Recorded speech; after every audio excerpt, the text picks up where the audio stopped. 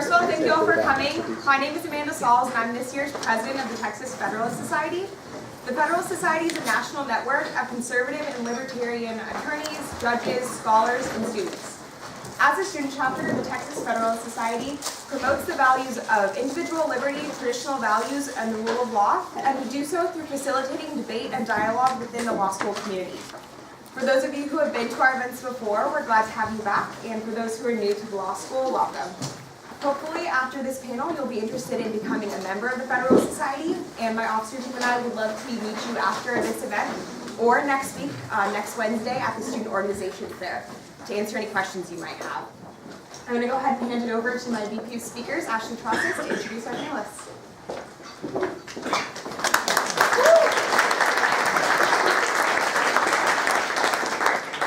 Okay, I'm pleased to introduce our very distinguished panel of speakers today. Scott Keller, here we have first. He served as Solicitor General for the state of Texas since January of 2015. In this role, he has argued several important cases before the Supreme Court. Mr. Keller clerked for Judge Alex Kaczynski at the U.S. Court of Appeals for the Ninth Circuit and for Justice Anthony Kennedy at the U.S. Supreme Court. He was also a Bristow Fellow in the Office of the U.S. Solicitor General, worked for a private appellate litigation firm, and before his current position as Texas's Solicitor General, served as Chief Counsel to Senator Ted Cruz on the Senate Judiciary Committee. Mr. Keller graduated from the University of Texas School of Law in 2007. Ashley Johnson is of counsel in the Dallas office of Gibson, Dunn & Crutcher. She practices in the firm's appellate and constitutional law, litigation, and antitrust and competition practice groups. Prior to joining Gibson Dunn, Ms. Johnson served as law clerk to Justice Clarence Thomas of the Supreme Court of the United States and to Judge J. Michael Ludwig, formerly of the United States Court of Appeals for the Fourth Circuit. Ms. Johnson earned her law degree in 2004 from Vanderbilt University Law School, where she was a John W. Wade Scholar and editor-in-chief of the Vanderbilt Law Review. Professor Vladeck is a constitutional law professor at the University of Texas School of Law. That's good. Yeah. And he's also very smart. Yeah. And clerk.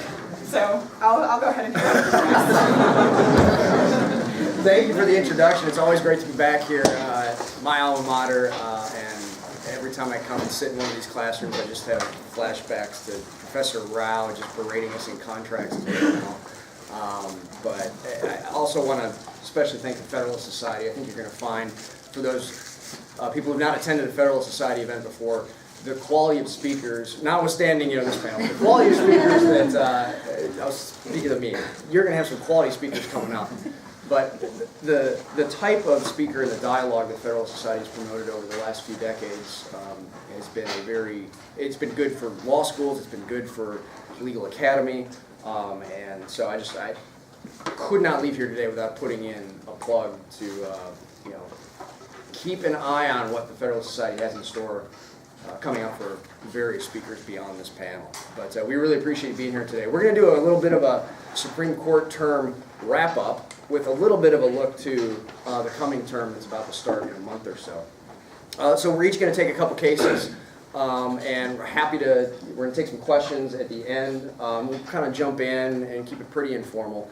I'm going to hit two different sets of cases from the past term. One of the redistricting cases, and then the other one was a case called TC Heartland, which is about patent venue, which is a really dry topic, but here in Texas, it was a big issue and remains to be.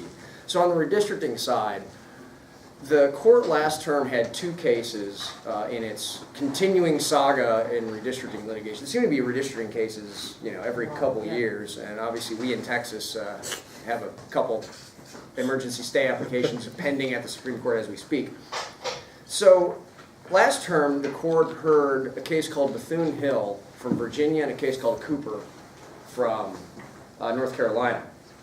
And what the court in Bethune-Hill said, and I think this is really the first time the court really had done it, which is that it upheld a congressional district where there was an express racial target.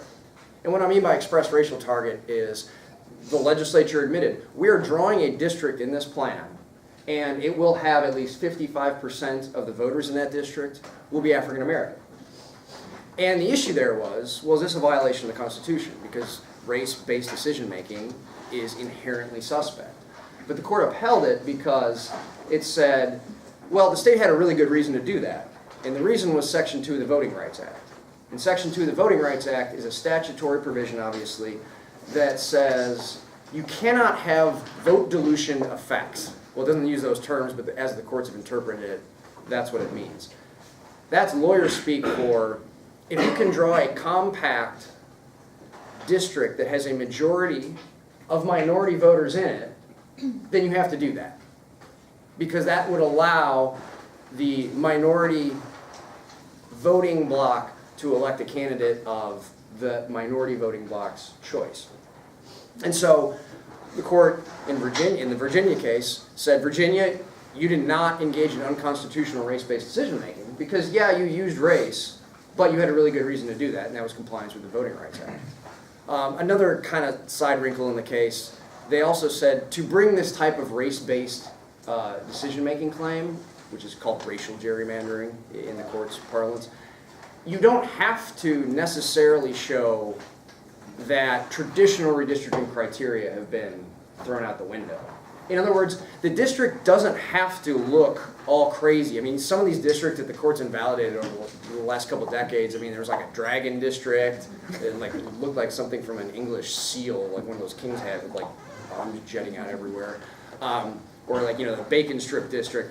There's kind of these like names that have... Was it an ice dragon or a regular dragon? Yeah, I don't know. Yeah, find out. There'll be a census coming up, and there'll be some more opportunities for that. But what the court said was, you didn't necessarily have to show it's a crazy shaped district to bring a racial gerrymandering claim. But then the court added, but we've always, or the only time we've ever found a violation is when you have in fact made these crazy shaped districts. So that remains to be seen what's going to happen with that. So on the North Carolina case, the Cooper case, the court there, all 8 justices that heard that case invalidated one district, and in another district the court split 5-3 and invalidated the other district. The first district that the court agreed on was a situation, it was a long-standing district that had about 48% African American voting population in it, and North Carolina added more minority voters into the district to bring it up above 50%. And they said, well, the Voting Rights Act requires us to do that. And the court said, no, it actually didn't. And the reason it didn't was because before, when you had the district with about 48% African American population, that district was a crossover district, which is another redistricting legalese parlance term, that district was electing the minority voting bloc's preferred candidate already. In other words, there were white voters that were also voting with the minority voting bloc to elect the minority preferred candidate. And the court said, in that situation, you didn't need to add more minority voters into that district. You already had a performing minority district. And so this was not a situation where you needed to actually draw the district in that shape. Everyone in the court agreed with that whole thing. On the other district, the court split 5-3 and held that this was one of those misshapen racial gerrymandered districts. The interesting thing about that district, though, and this is what the dissent pointed out, was the court had essentially upheld that same shaped district in the last decade in a case called Easley versus Cromartie. And so Justice Alito's dissent said, hey guys, you can't just throw precedent out the windows. We upheld this district last decade and now we're striking it down this decade. This doesn't really seem to make that much sense. It was a pretty fact-bound holding, though. There was some testimony. The state tried to defend that, saying race was not our predominant motive, politics was. But there was some testimony there that they were in fact using an express racial target. So their districting wars will continue, and that's obviously going to happen this coming term in the Gill versus Whitford case from Wisconsin, which is on partisan gerrymandering. Am I remembering right that Cooper's the case where the 5th vote was a surprise? Yes. So in Cooper, Justice Thomas was the 5th vote to strike down that district. He joined with the 4 liberal justices. And you could probably speak to Justice Thomas's jurisprudence even better. But in this area, I shouldn't say just in this area, in all areas, he has probably the most suspect view of race-based decision-making. And so it was this kind of odd confluence of, you had Justice Thomas's fairly unique jurisprudence in the area being combined with what the liberal justices' doctrines on what they believe how redistricting should operate to come together to invalidate a district. Yeah, so that was definitely one of the notable things about that couple of years. Yeah, I think that is an area where Justice Thomas, I was thinking that as you're talking about it, has carved out. Justice Thomas is unique in a couple of ways, and one is that he is not a strong believer in stare decisis, as y'all have probably heard, and he's much more content to overrule old cases than other justices. So when Scott's describing Alito being concerned about the fact that this is a total change, that would not slow Justice Thomas down. His general philosophy is if something doesn't make sense, rather than try to figure out how to apply something that he doesn't think makes sense, it's out the window and he'll start over. But the second thing is, yes, he feels very strongly about issues of both race discrimination and the 14th Amendment, and has very strong and independent views in that area. And I think a lot of times they get sold short in public analysis, and it's sort of like a surprise if he goes with the liberals, but it really isn't, in the sense that there are areas where he's the furthest right, in a sense, on race, and then there are issues where he's the furthest left, in a sense, on race. Yeah, and obviously, I mean, the last time I think we saw that split of Justice Thomas joining the liberals was our Confederate license plate case, where For similar reasons, I think. quite frankly, maybe. He obviously, the cross-burning case there just goes to show that, he does have, a unique view, and of course he does on these issues.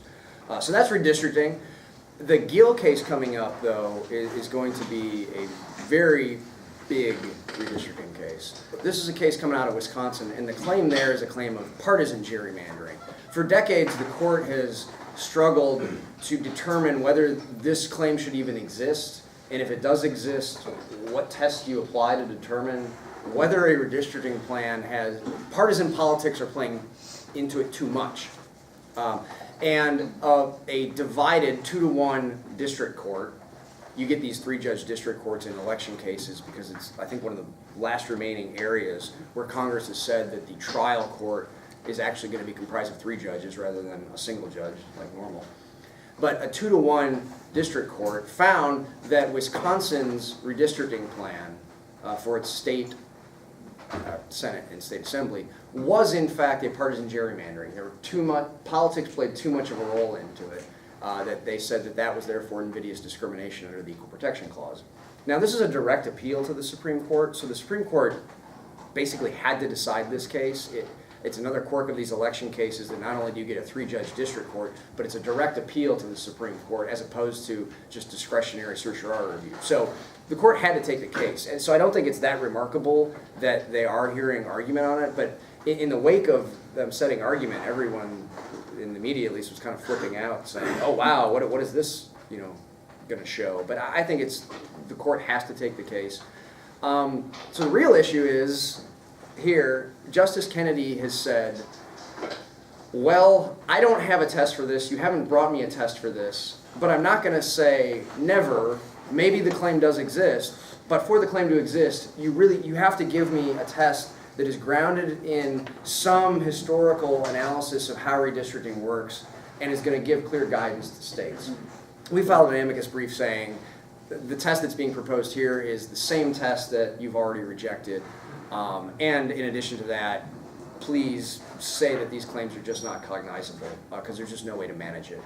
The other side's arguments are, no, we've come up with what they've called an efficiency gap measure, which is a statistical measure of what they call wasted votes. We obviously push back on that and say that this is a proportional representation measure, and proportional representation, the court has already said, isn't a valid basis to determine whether there's invidious discrimination under the Equal Protection Clause. So this is going to be a big case right off the bat, October 3rd, and then we have the travel ban case, obviously, a week after that, which I know we'll be getting to here shortly. Do you want to say a quick word about patent venue?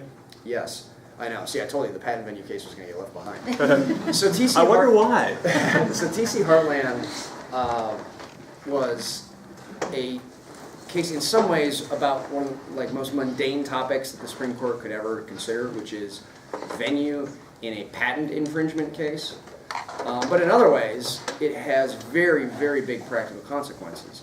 As you may know, the Eastern District of Texas, particularly over in Marshall, Texas, for about a generation or so, has had a very substantial intellectual property docket, which doesn't exactly make intuitive sense. But the reason it happened were the judges there had local rules to expedite these types of cases, and because of that, people started filing down there, particularly plaintiffs alleging infringement, and the court then showed that it had this expertise because it handled so many of these cases, and it just snowballed and built on itself to the point that the Eastern District was handling not a majority of intellectual property lawsuits, but it was starting to approach that.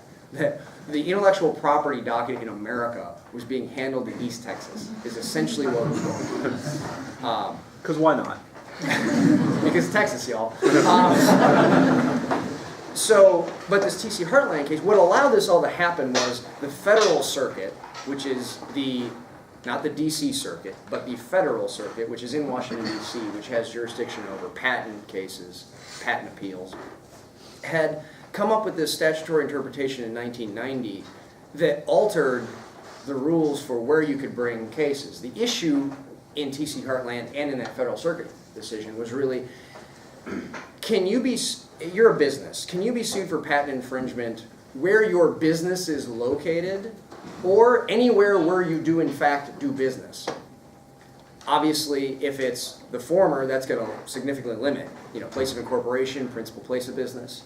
If it's anywhere where you're doing business, where your products are being sold in a stream of commerce, that's actually going to be anywhere, and obviously including the Eastern District of Texas. And what the court held in T.C. Heartland was the former controlled. You could only sue for patent infringement where the business, in fact, was located. And this decision was unanimous. And I think the reason it was unanimous is because the court had said that 60 years ago. This was a case about statutory stare decisis. The court had already interpreted these various statutes. And the Federal Circuit in 1990 tried to wiggle out of that, saying that because Congress had made a few conforming changes when it, adopted this wholesale intellectual property reform package, that these little minor changes to the statute could allow them to massively expand venue on patent infringement. And the court unanimously said, no, you don't get to do that. We're going back to our 1957 interpretation of the statute. And obviously in a case about statutory stare decisis, if you don't like that result, well, Congress can always change it. And that's why the court has said that even with constitutional stare decisis, Justice Thomas is not nearly as much of a proponent of stare decisis in that realm as other justices. But everyone, including Justice Thomas, agrees when it comes to statutory stare decisis, that is a very strong principle because Congress can always fix it and parties have a much greater reliance interest because the legislature has spoken. One of the things I thought was interesting about T.C. Heartland is, first, it's comes up more for private practitioners than most of these other cases that are way more interesting. Probably the case from the last 15 years that I cite the most, far and away, is Bell Atlantic versus Twombly. Yeah, I was going to say Iqbal, but it's Yeah, the same thing. Same thing, right. One of those Oh, two. one else, just wait. And it's, it's a totally boring case, but it revolutionized the 12b6 standard on motion to dismiss, and now, you can pretty much always come up with an argument under Twombly and Iqbal, even if it doesn't win much. If you're a defendant. If you're a defendant, yes. You can always come up with, nothing's plausible. All plaintiff's claims are implausible. But what I was going to say about T.C. Heartland that is interesting is a whole bunch of defendants then went into the Eastern District of Texas with existing cases and tried to raise venue challenges. And the courts, for the most part, said, no, this is not new law, so y'all have waived these challenges, which is sort of strange since the Supreme Court just announced it. But it was kind of already the rule. It just was not, for whatever reason, honored. And there is this broader pattern. I mean, I suspect only a minority of you guys are going to really go deep into IP.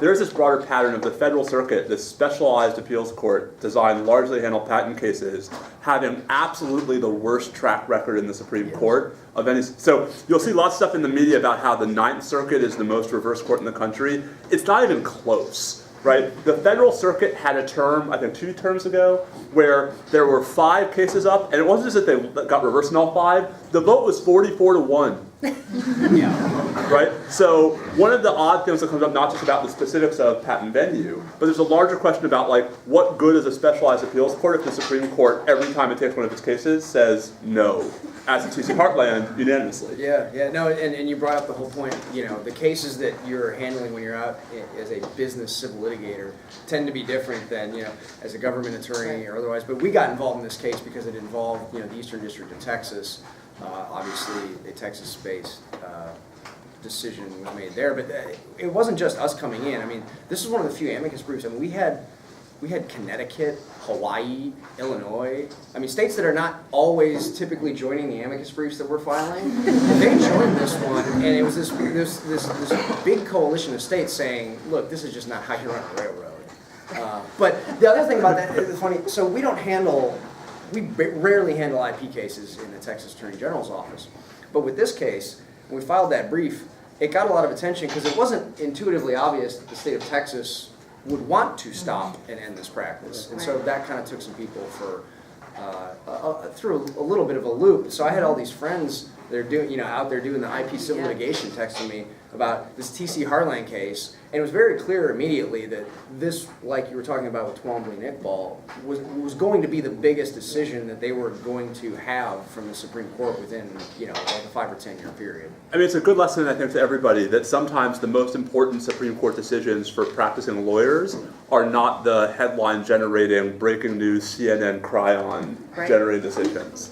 I actually helped CNN with their Supreme Court coverage, and when TC Heartland came down, it was like, so what do we do? Like, do we break into our coverage? I'm like, no. Breaking news, Supreme Court rejects patent venue in the Eastern District of Texas. That wasn't going to work. Lays over. But you have a couple cases that actually did generate some more headlines. Yeah, so to flip back to the more political, I have a couple First Amendment cases to talk about. And the first one is Trinity Lutheran. And a lot of you may be familiar that Trinity Lutheran involved a Missouri church and school. The school is affiliated with the church. And there was a Missouri program under which places that had playgrounds could apply to get this rubber playground material made from rubber tires. And for those of you, probably not many of you who have young children, it's the new thing to have all these rubber playgrounds because the gravel and dirt and whatever, they slip a lot more, they fall, they skin their knees, whatever. The rubber is kind of cool. It doesn't get as hot in the summer. Just causes cancer. Yeah, it causes cancer, but it doesn't everything. So Everything's implausible and everything causes cancer. right. That's different slurs, right? But so the church applied to get funds to reimburse the rubber that they were using from the recycled tires to resurface their playground. And Missouri had a constitutional provision that said no funding to churches, basically. And so pursuant to that, Missouri had a policy that no religious organization, church, no entity affiliated with a religious organization or church could get the playground funds. And so they explicitly turned down the Trinity Lutheran on that basis.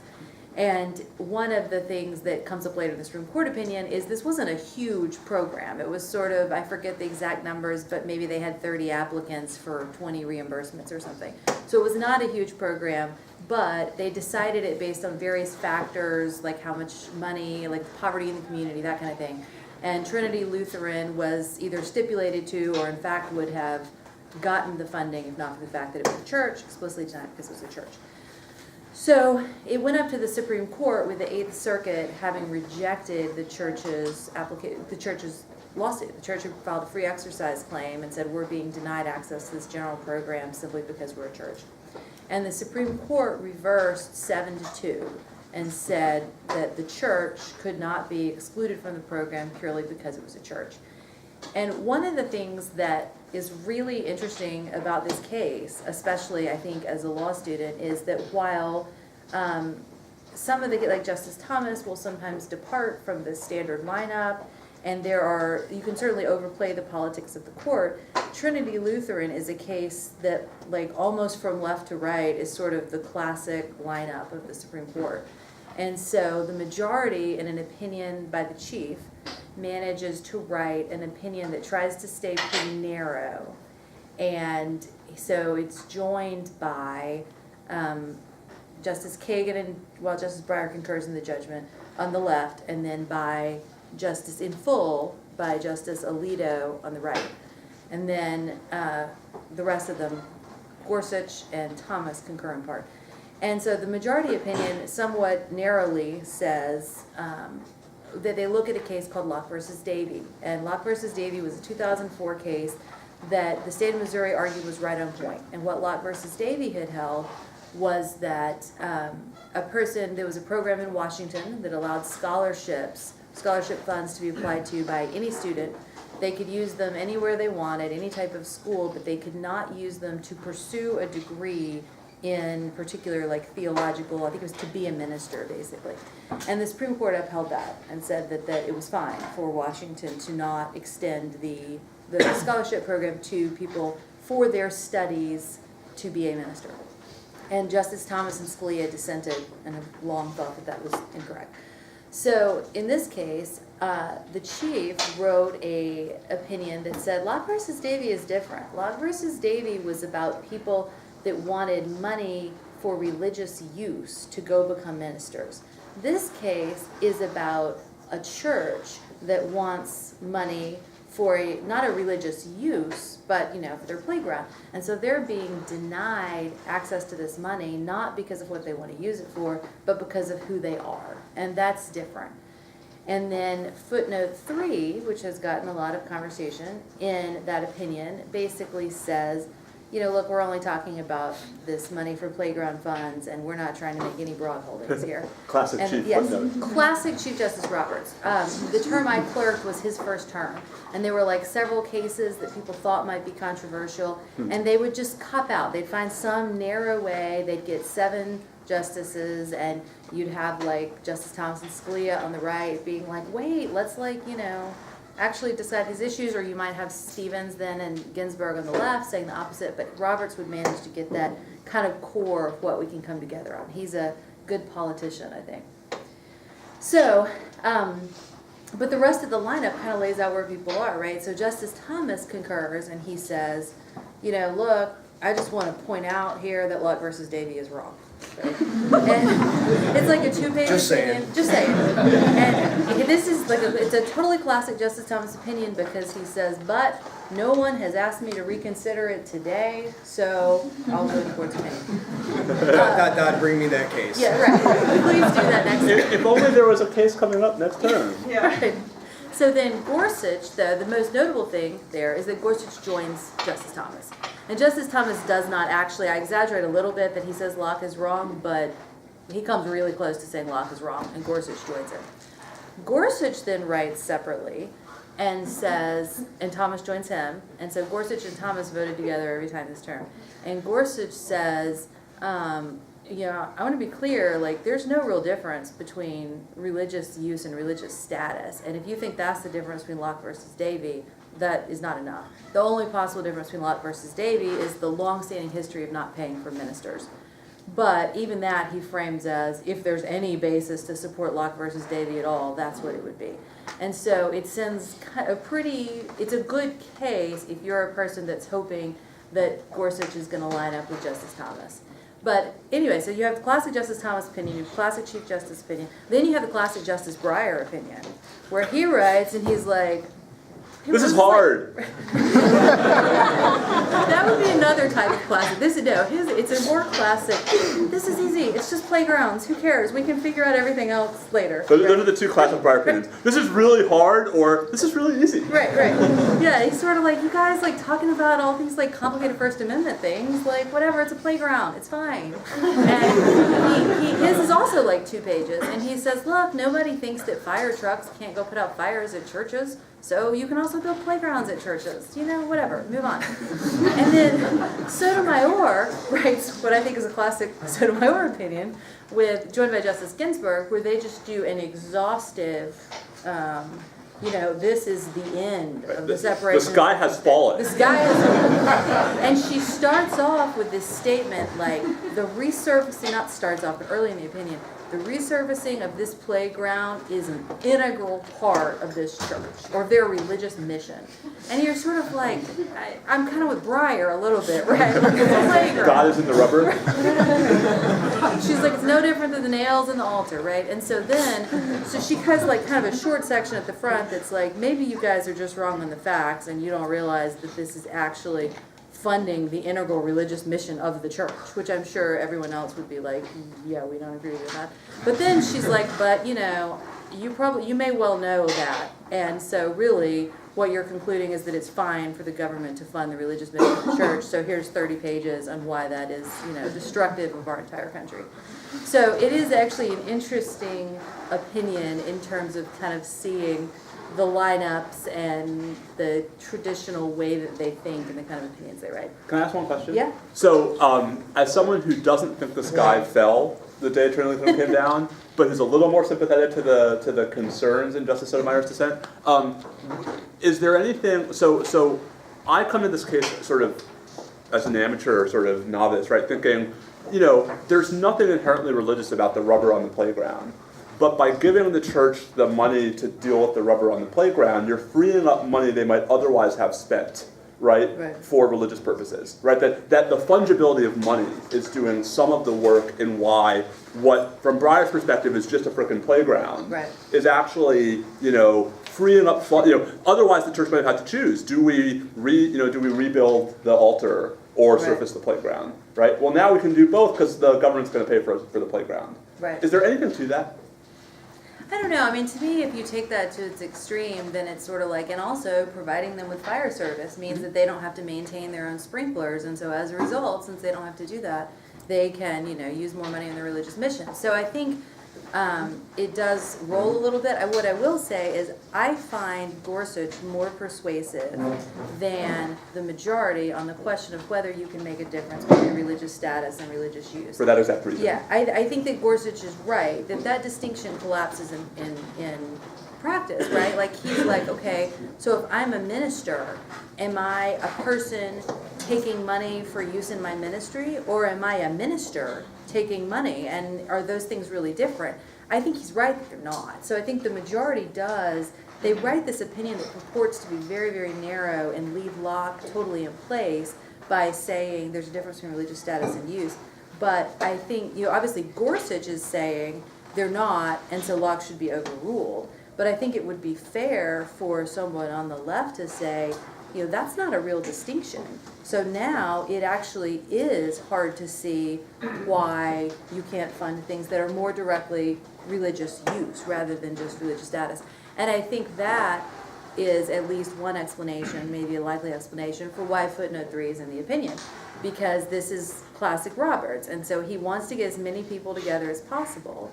Justice Kagan is a very middle-of-the-road kind of person, but she may very well have looked at his opinion and said, look, I mean, I'm kind of okay, like it's a playground, but on the other hand, if we start talking about a lot of money, or if we start talking about, you know, money for renovations or something, then that footnote leaves open the path for her, and possibly for Justice Kennedy and the Chief, to say, well, wait a second, this now looks like enough money that I'm kind of seeing that this actually bolsters your religious mission.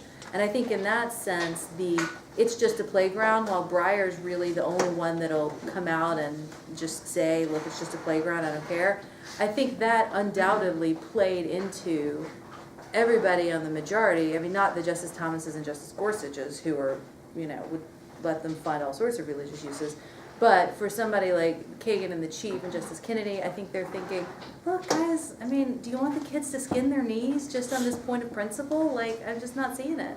And also, the case it felt more like an equal protection case. Yeah. And I think the footnote 3 kind of goes down that road of, you know, the money was not denied, the whole use status thing, it was denied because of who they were, and, you know, but obviously the doctrines, a lot of times this is what happens. You have these doctrines set in place and they don't always fit and overlap where they should, even though the justices have this intuition about where the case should be going. So who knows if they're going to end up transforming this into like an equal protection-ish doctrine, or if it's really going to stay under free exercise. But it's a good lesson, right, in how oftentimes the Supreme Court will have two really attractive analytically convincing, polar opposite approaches. Right. And there'll be a majority who says, we choose door 3, right?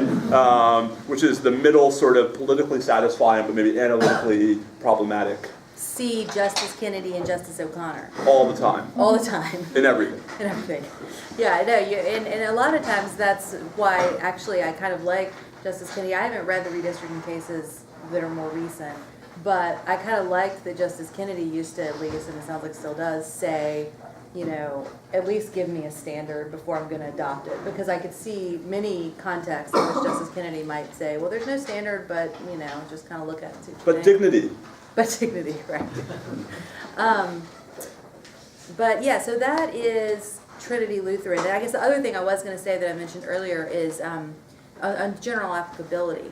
You know, I think the majority was on actually really firm ground, or pretty firm ground, on the statement that when you have a program of general applicability, you can't just exclude religious people from it.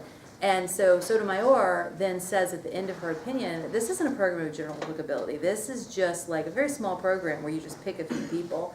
And so the fire truck comparison that Justice Breyer makes is, you know, that's not on point at all, because that's like a general program. This is like something little. And so that distinction, in a way, is like meaningful for how the case comes out, but kind of buried under, you know, it's almost like they look at the program the way they want to make their kind of broader statements about the First Amendment. I don't want to take up all of your time, so I'll say quickly. So next year, of course, has the blockbuster religion case, blockbuster at least in terms of the press, of the Masterpiece Cake Shop case. And I can't, so Masterpiece Cake Shop, of course, involves the baker who wants to refuse to bake cakes for the weddings of same-sex couples. And there is a Colorado public accommodation law that says you can't do that. And so that case, it makes a free exercise challenge, an establishment clause challenge. And it actually, despite the fact that Trinity Lutheran is looks good for advocates of the free exercise clause and a broad free exercise clause, but in a lot of ways it's very different from Masterpiece, because it was really about government funding, excluding from a government program. And now the religious entity, the cake shop owner, is going to be trying to exclude himself, get more of a special exemption, whereas in Trinity Lutheran they were just trying to be in the general program. And so it'll be interesting. I haven't read enough of their recent cases to have a good prediction of where they'll go with it, but other than certain justices that I can predict. 6 or 7. Yeah, right, 6 or 7. You can often predict 6 or 7. But one thing that is interesting about it, I thought, and I don't know how important this will end up being or which way it will end up pointing, but my term, one of the big cases was the Solomon Amendment case, which has totally disappeared in importance now, but was a hot issue in 2006. And the Solomon Amendment involved, the military, of course, used to have the don't ask, don't tell policy. And so law schools started excluding military recruiters from campus. When we were in law school. When we were in law school, military recruiters would come like across the street to interview people, because the law schools would say, we have these anti-discrimination policies, the military violates our anti-discrimination policies, we don't allow them to interview on campus. And so Congress, as you might imagine, did not like that. And so they passed a statute that said, if you want federal funding, or if you take federal funding, For the whole university. you can't do that. So of course the universities all had to let them back on campus. So they filed a constitutional challenge and said, well, hey, that violates our free speech and association and all that, because we have this anti-discrimination message we want to send. And so initially people thought of it as like, okay, well, this is going to be a real conservative legal divide. This is some sort of precursor of same-sex marriage, which everybody knew was, going to be coming up in a few years. But as we got more into it, it became clear it was not going to be that case, because if you hold that Congress lacks the power to require universities not to discriminate against the military, all of a sudden it became really hard to figure out how Congress was going to be able to impose any anti-discrimination laws on colleges, because they would just say, well, it's part of our message to say that we think women shouldn't work, so we just don't let women here, and that's our free speech and association. And so it was a 9-0 case. The Supreme Court said, yep, Congress totally has this power. So it'll be interesting. The reason I flagged that is Masterpiece Cake Shop led their cert petition with, there are lots of messages that, you know, you're totally free to put on your cake because they are, or you are totally free to refuse to put on a cake because you are taking a position that I guess the state thinks is good, right? So you can say, I refuse to make a cake that says, you know, whatever, women are terrible or something, because you can say, I don't agree with that message. So it may well be that they run into some sort of slippery slope type arguments of like, what are we saying states are really allowed to compel people to do if we hold this, you know, where are we gonna draw the line? Yeah, we're filing an amicus brief today, this afternoon, for a bunch of states on this. And we're spending the bulk of it actually on free speech. I mean, I think that these types of cases are actually, under the court's at least existing doctrines, are fairly straightforward free expression cases and compelled expression cases. And we can get into, you know, particular art forms and is it expression, is it not? And I think that's where that claim actually turns on. But even on the facts of this case, and this is why, like, if you want your 9-0 narrow opinion in this case, I mean, here, Colorado, they had this blanket anti-discrimination law and they applied it to this cake designer who declined to design the cake for a same-sex wedding.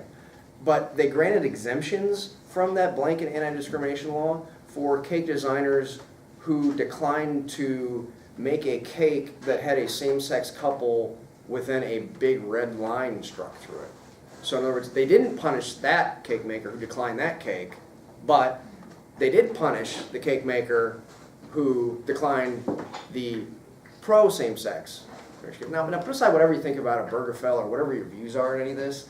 Like, when government starts to pick and choose and grant exemptions like that, even the free exercise doctrines, which don't provide all that much protection after in a case called Employment Division versus Smith, a Scalia opinion from a few decades ago, even this fact pattern, I think you still probably have not only a viable compelled speech claim, but probably even a free exercise claim. Right. So how's that different from Kim Davis? Oh, because Kim Davis is a government official, and it's a government But duty. the baker the baker is operating under a state-provided business license, right? I mean, so Colorado is not telling the baker that you must produce art in your own time, right, as an artist that is pro-gay marriage. It's saying that if you want a license to do business as a baker, right, that you have to do this. How's that different from a government employee choosing not to issue marriage licenses? Well, because one is a government employer actually performing a government duty. Another person is a private citizen engaged in a commercial transaction. And Licensed by the state. Yeah, but if you go down that road, then anytime the state licenses anybody to do anything, I mean, you do not want to give government this power. Give Texas the power. We can license everybody, and then if you're just selling your works, we get to control the message that you speak. Like, you do not want that.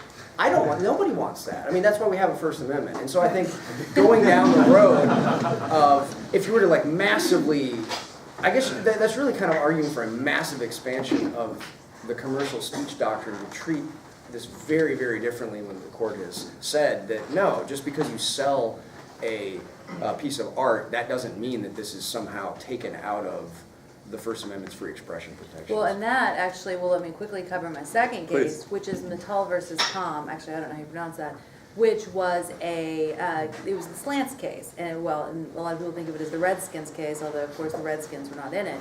And the reason that it relates to that, so that case, for any of you who don't know, was there was a band and the guy, they named themselves the Slants because they were Asian, or at least the lead singer was, and he was going to show that he was reclaiming this term that was, you know, often derogatory. So they made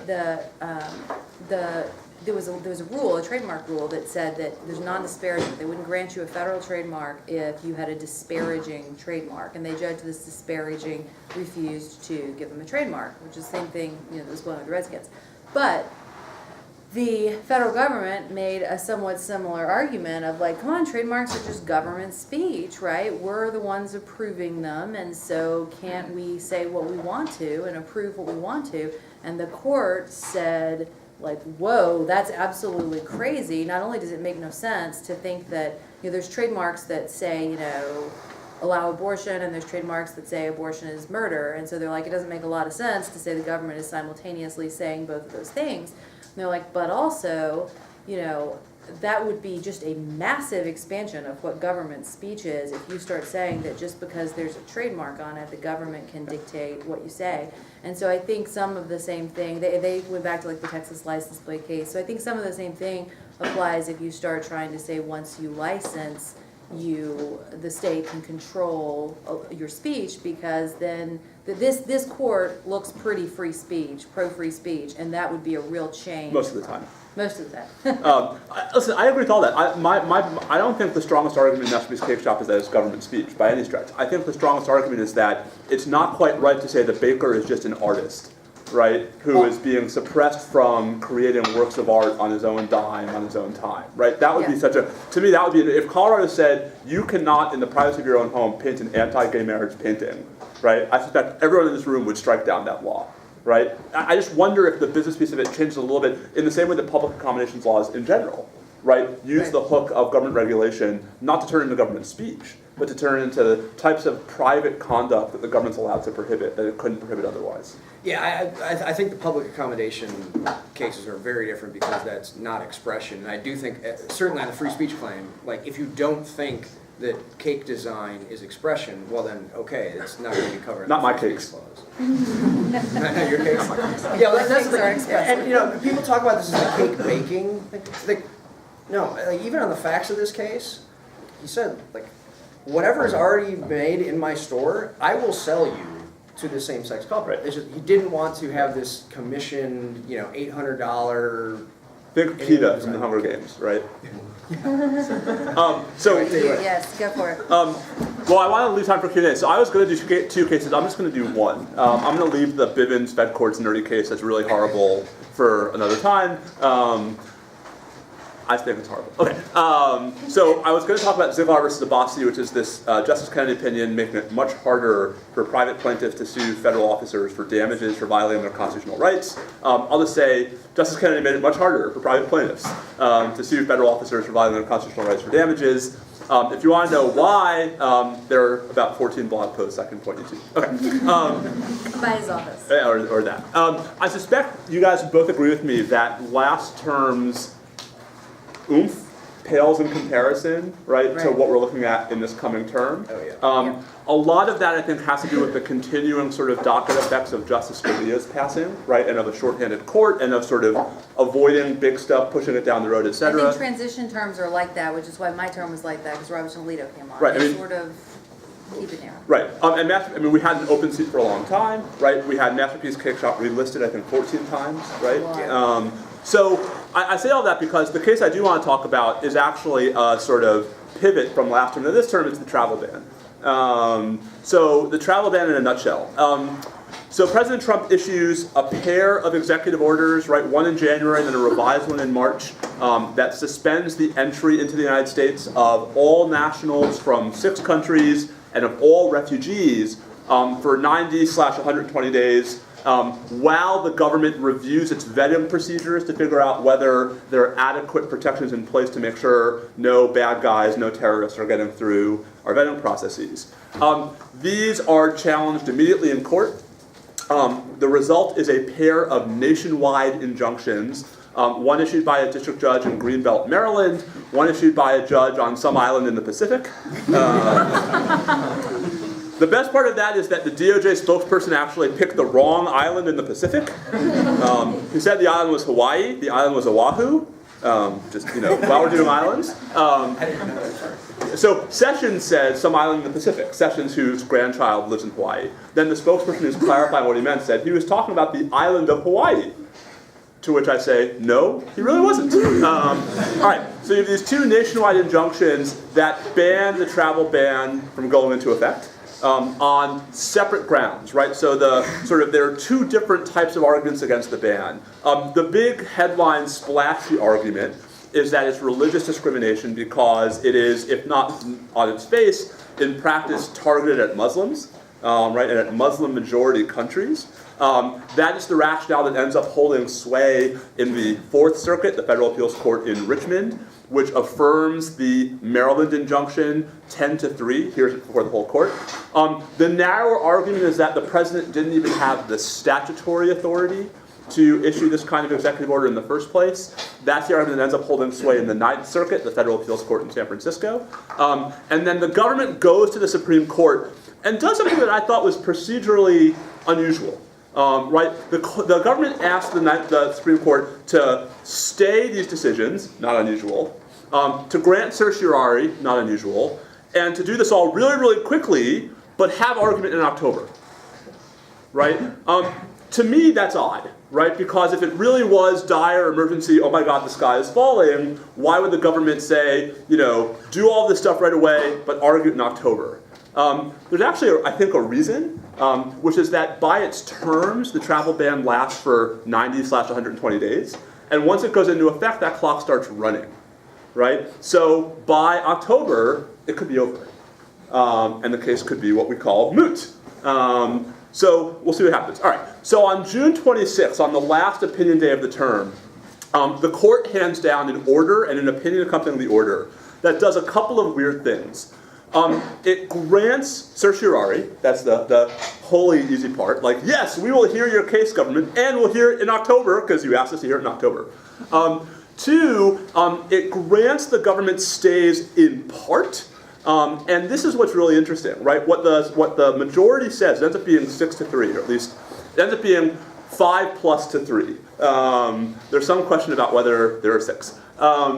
What the per curiam order says is for individuals covered by the executive order who lack a, quote, bona fide relationship, unquote, to the United States or to people already in the United States, we are staying the injunctions, right? The travel ban can go into effect as applied to those people with no bona fide relationship. But we are not staying them. We are leaving the injunctions in place as applied to anyone with a bona fide relationship to the United States.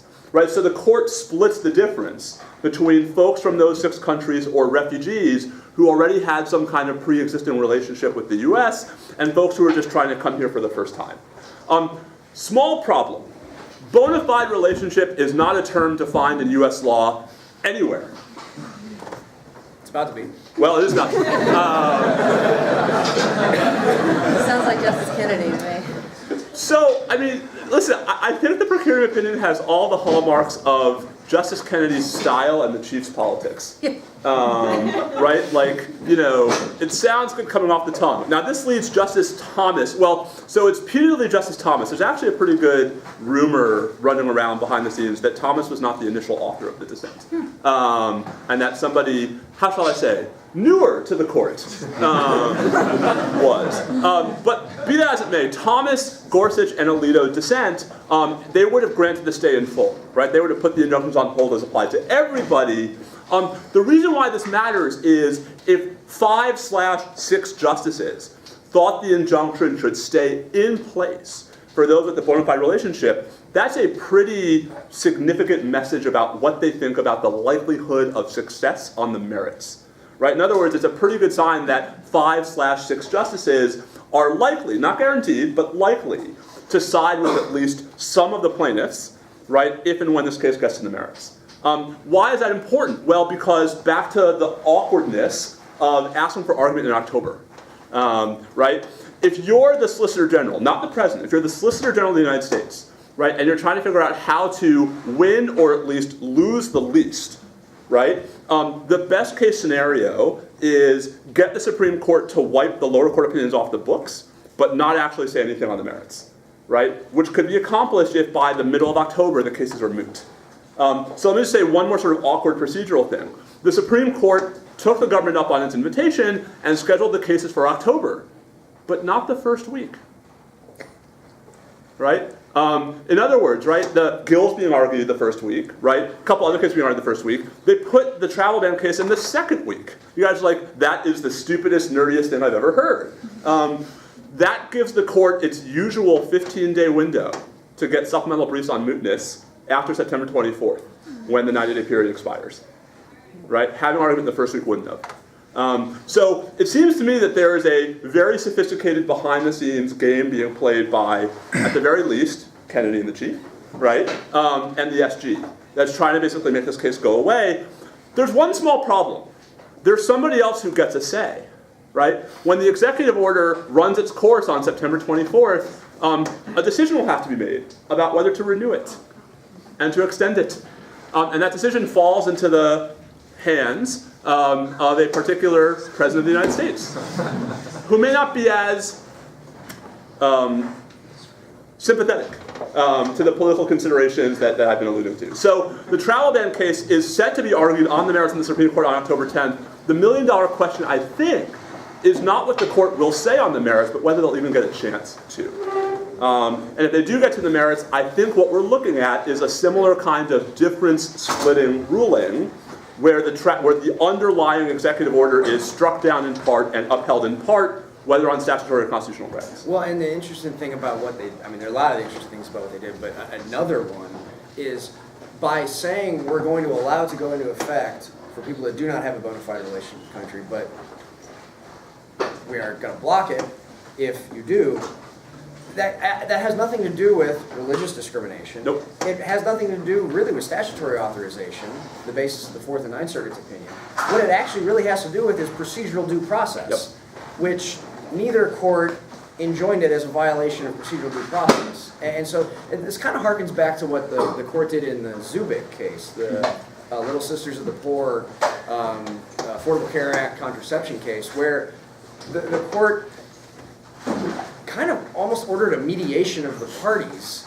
This would have been, Justice Scalia had passed, and so we were in an 8-justice court, and the court said, hey, both sides after argument, can you give us briefs and tell us, can you just solve this amongst yourselves? And then So the order was like the party should brief whether, what are the exact things that are still bothering them, right? Like what kind of remedies might ameliorate those things. It's like it was the weirdest supplemental briefing order I've ever seen. Yeah, and then the court said, well, based on the briefs that we just got, shocking, we're going to send it back to the lower courts. So I think there's some of that going on. And look, I'm not saying that this is even illegitimate. I mean, the court obviously is, one of the 3 branches of government and trying to interact with all this. Look, think it's legitimate, think it's illegitimate. You're having these types of decisions being made by the Supreme Court. All right, we have a few minutes. I know some of you guys have class at 1, so don't be shy. But we also have some time for questions for folks who want to ask questions. Just going back to the cake present case, you guys talked a lot about free expression. What part of either the equal protection clause is going to come into this, or if at all? And I just wanted to clarify, what do you mean by him being a religious entity? Is it just religious freedom, or A masterpiece? Well, because, no, I guess, I don't remember what exactly I said, but I think I would have just meant, he's not a religious entity, it's just a guy, but he is religious, and he is claiming that his religious beliefs compel the designs that he's willing to do on churches, and so therefore his free exercise is impaired if other people who have different beliefs can put those beliefs into practice, but he's being forced to express beliefs that aren't his. But yeah, I think you know a lot more about this case than I do if you worked with the analyst brief, so you might be able to answer her second question. Yeah, so is the question... if the equal protection clause will be part of this case? Or Not really. Not right? direct, well, but I mean, really what the claim... Not directly, but the issue is, is this free expression or the free exercise of religion, or is this invidious discrimination? And when you say is it invidious discrimination, that does kind of harken to the public accommodations cases in the Equal Protection Clause. But again, when you have a protection of individual rights in the Free Speech Clause or possibly the Free Exercise Clause, those typically are, the core rights that trump whatever else is going on. So I think some of those arguments about invidious discrimination are trying to be raised. And some of the rebuttals obviously are, look, he serves all people dependent, regardless of sexual orientation, and would sell products. He just won't design a particular cake. Yeah. On the travel ban case, is the fact that only part of the executive order was allowed to go into affect the timing at all, like the clock ticking? So that's a big question. So when the court granted cert on June 26th, it did something a little strange. It asked the parties to brief the question of whether the executive order became moot on, I think it was June 24th, or sometime in June. That was the wrong question, right? Because once they knew that they were letting the travel ban go into effect, clearly it wasn't going to be moot. The real question is, the travel ban in the executive order itself, wholly apart from what you think the motives behind it might have been, is justified as necessary to allow the government to conduct the review. And so one of the questions I think is going to come up is, was allowing the ban to go into partial effect enough to allow you to conduct the review? And if the government shows up on September 25th and says, we've conducted the review, the government would thereby be conceding that the thing that the travel ban was designed to allow to happen has happened. If instead the government shows up on September 25th and says, we're still reviewing, right, presumably that would come with a statement from the president extending the effective date of the order, which would defeat the argument that it is already moot. Right? So I guess what I'm saying is sometime this month we should see something from the executive branch that either says, yep, we're done, right? In which case I think the Supreme Court will be only too happy, right, to not decide the merits, or actually we still have work to do, in which case the executive branch will be forcing the court's hand. And frankly, I think, you know, we're going to, as I said, I think we would see some kind of, whatever the rationale, different splitting of opinion like we saw in June. All right, I don't think we have any more time for questions, but our speakers will hang around for a few minutes after if you want to come ask them something. So if you guys could give a round of applause for our